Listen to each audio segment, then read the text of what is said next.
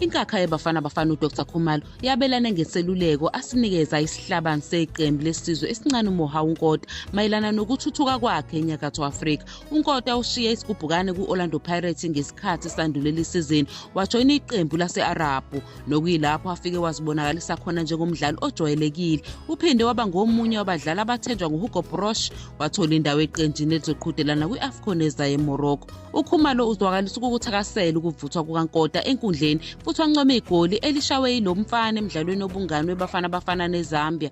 Ubesedalula ingxoxo noNkota lapho lo mdlali evuma khona ukuthi ukuqhudelana e-Arab kumphonsela inselelo yokukhula. uKhumalo weluleke lo mdlalo wake wagijima kuPirates ukuthi angabuyele eNingizimu Afrika isikhathi singakafiki. Wamnxusa ukuthi afune amathuba eEurope futhi asungule umsebenzi wakhe okhokhelwayo khona. uKhumalo umkhuthaze ukuthi ahlale eqinile futhi aqhubeke nomsebenzi wakhe phesheya kwezilwandle kungakhathaliseki ukuthi ziya ngokwanda yini izinselelo.